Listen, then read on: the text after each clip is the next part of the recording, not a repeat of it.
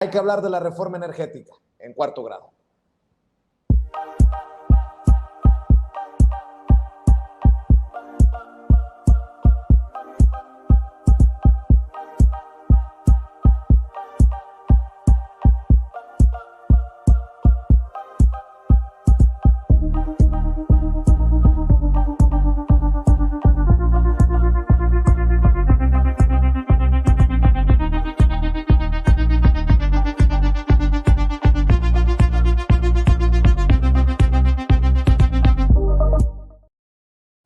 A elevar el nivel del debate y a hablar de la reforma eléctrica. Mi querida Yasmín Ugalde, como siempre te saludo con mucho gusto. Buenas noches. Hola Vicente, buenas noches. Sí, a elevar el nivel del debate y sobre todo a debatir. De eso se trata. Nos ha invitado recientemente esta reforma que mete la semana pasada el presidente, que propone y que pone a discusión y pone al orden público precisamente a que debatamos, a que platiquemos de esto. Lo ha dicho bien. De hecho, recientemente dijo que serán todos los servidores públicos necesarios que tendrán que salir a debatir del tema. Pone en la responsabilidad de cada uno este tema. Me parece importante, por eso, a pesar de que lo tocamos la semana pasada, volverlo a tocar el día de hoy con otras miradas, con otros compañeros que hoy están aquí en este panel. Muchas gracias, Vicente. Pues me da mucho gusto, mi querida Yasmín Ugalde, saludarte y saludar también a Raquel Bonilla, la diputada de Morena, Raquel Bonilla. ¿Cómo le va, Raquel? Muy buenas noches. Hola, ¿qué tal? Muy buenas noches. Un gusto estar el día de hoy acompañándolos. Precisamente un tema muy importante, trascendente a nivel nacional, a nivel internacional. Esta iniciativa que presenta el presidente es de gran interés para la población también en México, sobre todo remarcar porque es importante que todos nos involucremos, porque es un tema totalmente de política pública que tiene que ver directamente con los ciudadanos y que en estos momentos la oposición está tomando como bandera para mentir sistemáticamente como lo ha venido realizando y querer generar una imagen distorsionada totalmente de lo que pretendemos a través de esta iniciativa que presenta el presidente Andrés Manuel López Obrador. Así es, y saludo también a Marco Antonio Hernández Ayala, de la Coordinadora Nacional de Usuarios en Resistencia. ¿Cómo le va, Marco Antonio? Gracias por acompañarnos. Muy buenas noches, querido Vicente. Estamos aquí agradeciendo tu invitación para que se escuche también la voz de las usuarias y de los usuarios con respecto al tema tan trascendental que es la reforma que el licenciado Andrés Manuel López Obrador envía a la Cámara de Diputados para su discusión y aprobación. Evidentemente, la discusión no nada más corresponde a las cámaras de diputados y senadores, sino a toda la nación, sobre todo ante las nefastas consecuencias que se derivaron de la reforma de 2013. Así que pues aquí estamos para poder poner nuestros puntos de vista, con todo gusto. Claro que sí. ¿Por dónde le entramos, Yasmín Ugalde? Porque es un tema choncho, un tema complejo, un tema importante. Justamente, ¿no? Yo creo que podemos retomar precisamente esto de lo que habla Marco. Es importante escuchar los puntos de vista, pero lo más importante es rescatar los datos. Nos quieren venir a convencer, estos mismos que ya nos vinieron a convencer de que el tema de va a subir la luz, ¿no?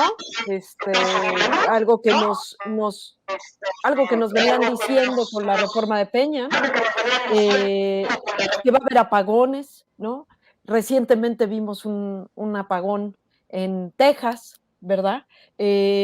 Podemos también pensar que estos mismos que nos están ahora queriendo contrarrestar ante esta propuesta del presidente hablan del tema de las competencias, esto mismo que nos dijeron para las telecomunicaciones. Es decir, creo, pues pongo como estos 3 ejemplos, estos 4 ejemplos, para rescatar la importancia de que si va a haber un debate, tiene que ser un debate serio.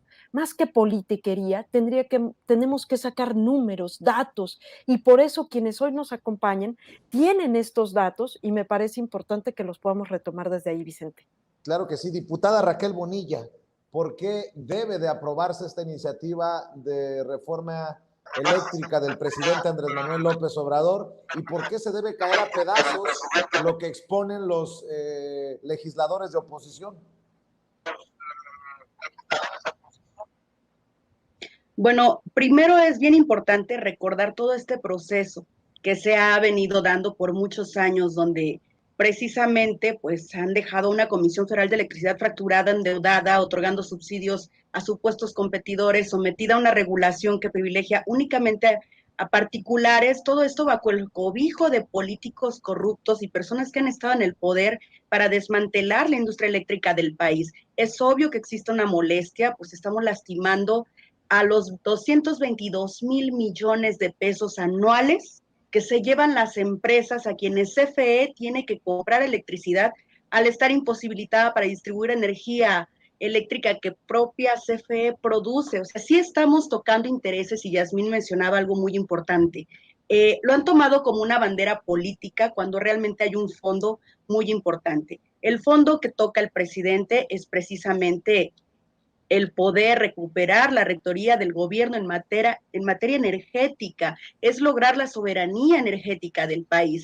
Y por el otro lado, la oposición pues sigue velando sus propios intereses, con posicionamientos, campañas de desprestigio en contra de la iniciativa, se desgarran las vestiduras en un show mediático político y yo diría cómico musical porque es de risa verlos, pretendiendo hacer a un lado el verdadero objetivo, que es que el Estado recupere el control del sistema eléctrico nacional, tomando a Comisión Federal de Electricidad como el instrumento.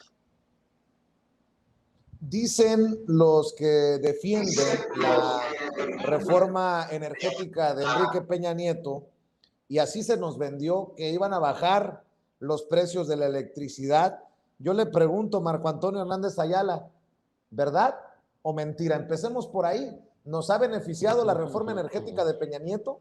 Esa que quieren que se respete los del PRI, los del PAN, los del PRD, los del Movimiento Ciudadano. Bueno, de entrada es totalmente falso. La organización que nosotros participamos se creó precisamente a partir de la reforma, podríamos decir desde antes, desde hace, pues el 10 de octubre se cumplen 12 años del golpe dado a la Compañía de Luz y Fuerza del Centro por parte del gobierno de Felipe Calderón, y poco tiempo después, a los siguientes meses, empezaron a dar las primeras consecuencias a lo que nosotros denominamos los recibos locos, donde se dispara las tarifas de electricidad, los recibos, y eso obligó a que muchos usuarios nos empezáramos a organizar en la defensa de nuestros derechos, y sobre todo porque veíamos que el proceso neoliberal implicaba la privatización del sector. Era falso, lo veíamos y lo dijimos desde un inicio, que su objetivo fuera mejorar la calidad y que iba a reducir los costos de la tarifa. De hecho, hay videos ahí donde Enrique Peña Nieto en el 2013, para que se aprobara la reforma del 2013, se comprometió y lo decía, que esta reforma iba a ir para allá.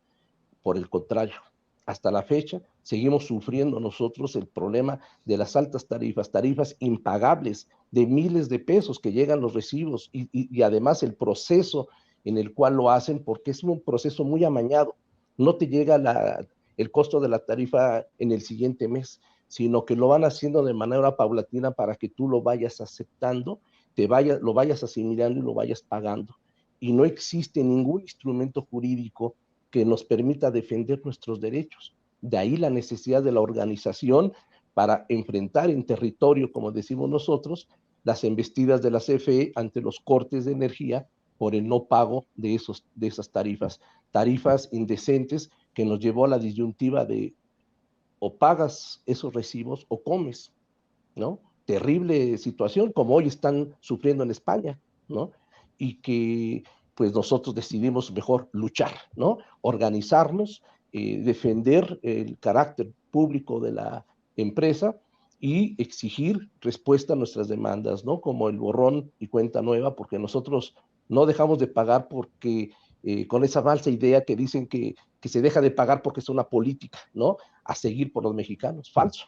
Yo puedo demostrar con recibos de que nosotros íbamos pagando muy bien nuestros gastos de electricidad hasta que llegan estos incrementos y de plano te obligan a tomar esa decisión, ¿no?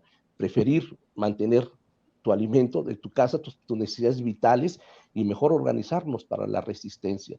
Entonces, nosotros estamos en toda la posición de regularizarnos, de contribuir al bien de la nación, pagando nuestras obligaciones y servicios, pero con tarifas justas. Y la única manera de asegurarlo es garantizando el carácter público de la empresa, ¿no?